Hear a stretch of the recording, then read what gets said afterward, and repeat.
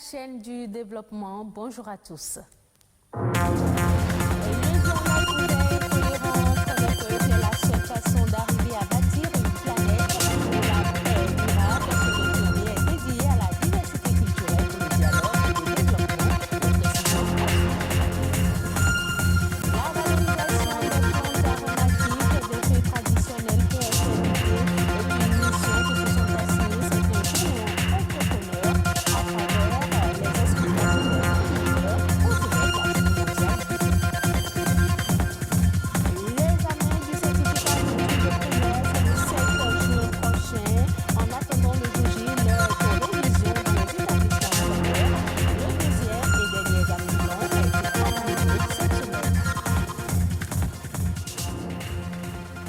Chaque année, au 21 mai, la richesse des cultures du monde et le rôle du dialogue interculturel pour la paix et le développement durable sont célébrés à travers la Journée mondiale de la diversité culturelle pour le dialogue et le développement. En cette journée, il s'agit de prendre conscience que le dialogue ouvert et tolérant entre les peuples est la seule façon d'arriver à bâtir une planète où la paix est durable.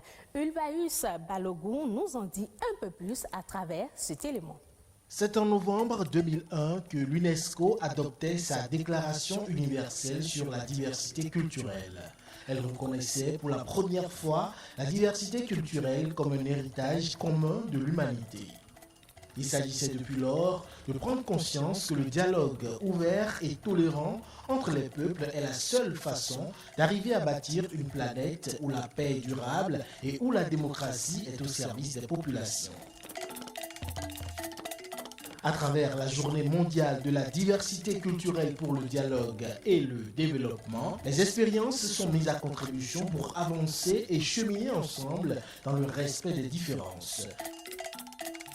Proclamée le 21 mai par l'Assemblée générale des Nations unies, cette journée est une occasion pour approfondir les réflexions sur les valeurs de la diversité culturelle pour apprendre à mieux vivre ensemble. L'objectif étant de mettre en lumière la richesse de la diversité des cultures ainsi que les avantages d'une bonne communication interculturelle pour porter des projets communs, militer pour des valeurs humaines communes et s'unir pour lutter contre les préjugés. Avec l'adoption en septembre 2015 de l'agenda 2030 pour le développement durable par les Nations Unies, l'accent est mis sur la promotion de la culture et la mise en évidence de l'importance de sa diversité comme un vecteur d'inclusion et de changement constructif. Ce 21 mai est également dédié à la Journée internationale de la boisson la plus consommée au monde. Il s'agit du thé. Pour prévenir certaines maladies comme l'hypertension artérielle, il est souvent conseillé de faire des infusions. Et justement, certains jeunes béninois innovent dans le secteur en mettant sur le marché une gamme d'infusions fabriquées au Bénin. De quoi s'agit-il et comment les consommateurs l'apprécient? Ensuite, les explications. Le marché a été un peu réticent au départ parce que le Béninois n'a pas l'habitude de consommer du thé après le repas par exemple. On a l'habitude de prendre des boissons fraîches. Le second défi a été de mettre dans la tête des Béninois que le thé importé n'est pas forcément de qualité supérieure à ce que nous proposons ici. Pourquoi? Parce que quand vous prenez une infusion made in Bénin, par exemple, vous avez dans la même infusette, vous pouvez trouver de la menthe, du gingembre, du clou de girofle. Vous voyez, il y a une synergie de bienfaits et une synergie de saveurs. Donc forcément, au niveau du goût, vous n'avez pas le même effet. C'est beaucoup plus agréable à boire et beaucoup plus agréable déjà au niveau de la saveur, de la senteur. Vous voyez déjà la différence entre ce qui est importé et ce que nous produisons chez nous. Les infusions made in Bénin n'ont pas d'additifs, n'ont pas de conservateurs. Parce que l'additif et le conservateur dénaturent un peu en fait ce que nous voulons valoriser, la plante. Donc la plante est fournie et proposée à son état pur. Le mode de conservation, c'est le séchage des plantes, de tout ce que nous mettons dans le processus de fabrication. Pourquoi? Parce que le séchage permet de déshydrater la plante. Et c'est l'eau qui permet en fait, qui favorise la dégradation, la purification des plantes. Donc, lorsqu'on enlève l'eau, lorsqu'on déshydrate correctement, comme cela se doit à l'eau, lorsqu'on fait le séchage de façon professionnelle, la plante dure dans le temps. Il n'y a pas de risque sanitaire à craindre parce que si vous avez un mal de gorge, par exemple, vous me direz que vous allez prendre du gingembre et du citron. Et là, vous ne me parlerez pas de dosage. C'est qu'à coup sûr, ce sont des ingrédients naturels qui n'ont pas d'effet néfaste sur la santé, mais tout de même, pour les infusions, puisque nous sommes des spécialistes, nous avons un dosage que nous respectons par infusette afin qu'il n'y ait pas de problème d'indigestion ou d'intolérance à l'un ou l'autre des ingrédients. La date du certificat d'études primaires, premier examen du système éducatif formel, approche à grands pas. Les épreuves étant prévues pour démarrer le 7 juin prochain dans le cadre des préparatifs. Le deuxième et dernier examen blanc national a été organisé cette semaine. À cet effet, les candidats ont composé dans les conditions d'examen sous respect des gestes barrières Covid-19 oblige. Ce reportage de Alessandra Djoton nous renseigne sur le niveau de préparation des candidats. De l'attention et de la concentration, tels sont les maîtres mots par ici.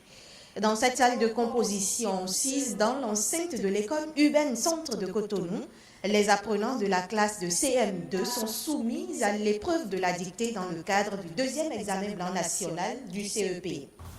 C'est un CEP blanc, en fait, pour tester le niveau des enfants, de quoi voir s'il y a quelques réglages à faire encore avant le jour de l'examen. Ici, c'est le secrétariat et nous récupérons les copies des apprenants. Nous avons des correcteurs, vous les voyez assis là, ils sont en train de corriger. En plus de ça, nous avons aussi des surveillants dans les salles. Ces évaluations sont organisées pour apprécier le niveau des apprenants afin de remédier aux lacunes éventuelles observées. Et cela permet par la suite un réajustement pour de bons résultats à l'examen proprement dit.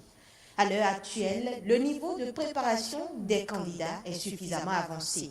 Il y avait 2 semaines pratiquement de préparation intense, au cours desquelles les élèves composent et les mettent corriger au fur et à mesure. Et après, on fait la correction collective.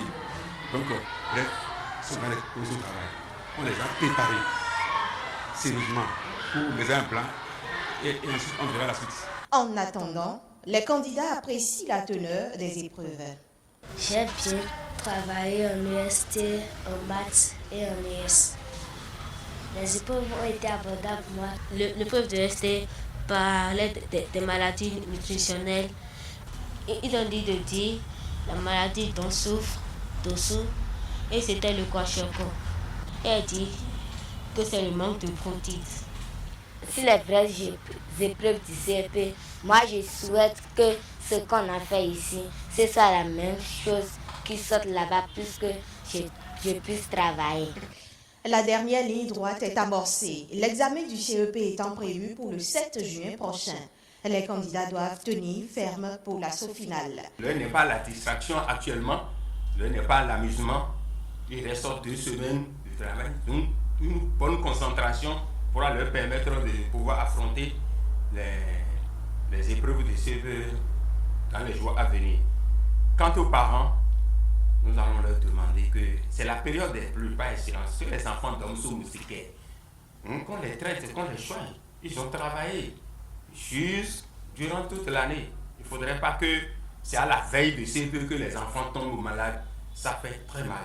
On a constaté ici, hier, il y a des enfants qui sont venus 10 minutes, 15 minutes après le démarrage de l'épreuve. Ils ont été obligés de retourner. La responsabilité des parents en cette période est non moins négligeable. La prise en compte de celle-ci participe à la réussite des candidats à l'examen. D'autres informations au plan international dans cette édition, Eco-Inter est présentée par Émile Azopota.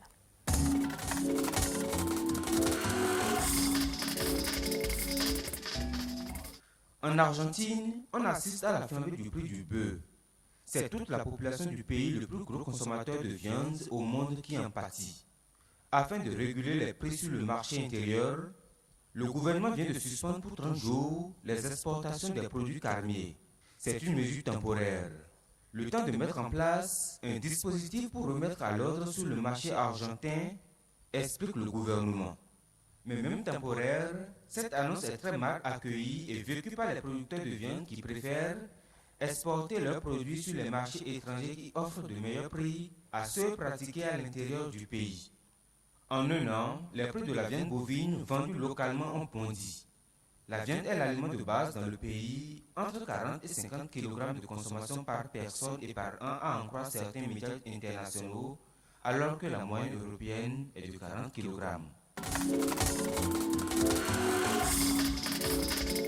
En marge de la conférence internationale pour le soutien de la transition au Soudan, pays le plus endetté d'Afrique, la Banque africaine de développement BAD et la Banque européenne pour la reconstruction et le développement BERD cofinancent des projets structurels en Afrique.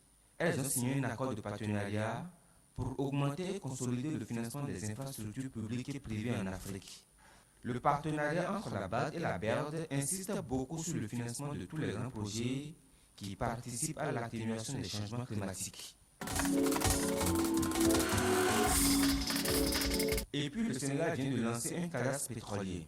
Cette plateforme numérique permettra de suivre les données des activités pétrolières et gazières du pays. La mise en place de cet outil était une recommandation de l'initiative pour la transparence dans les industries extractives.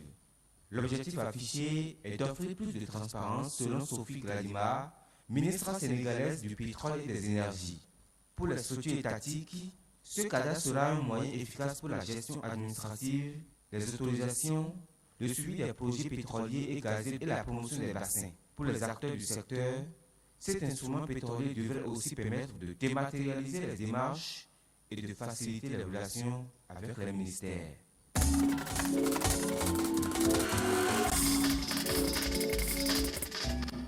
En Afrique du Sud, le projet de Cette loi propriété sur viticole située à 1 heure de route du Cap des terres. appartient en partie. En Afrique du Sud, le projet de loi sur l'expropriation des terres sans compensation pour une distribution des richesses plus équitable fait débat. Certains préconisent d'autres modèles pour un partage des richesses. Parmi les initiatives, celle du domaine de Diemer-Fontaine, une propriété dont les terres ont été redistribuées à ses ouvriers. C'est un reportage de nos confrères de France 24. Cette propriété viticole située à 1 heure de route du Cap appartient en partie à ses ouvriers. 183 hectares que la famille Sonnenberg avait achetés dans les années 40. Voilà une saison vraiment intéressante. C'est la plus longue récolte que nous ayons eue en 25 ans. Ce propriétaire a monté un modèle unique. Il a vendu en 2003 55% de son domaine à un consortium d'actionnaires à majorité noire.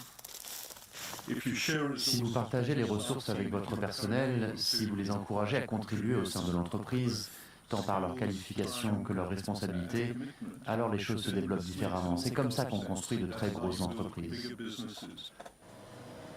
La société baptisée Tokozani a permis d'émanciper les ouvriers. Cet employé, par exemple, détient plus de 1 000 € d'actions. Il touche des dividendes et il est très fier que ce cépage soit un peu à lui. C'est une motivation pour moi. Je travaille plus parce que je sais qu'à terme, je vais en récolter les fruits. C'est mon entreprise, je dois bien gérer mon entreprise.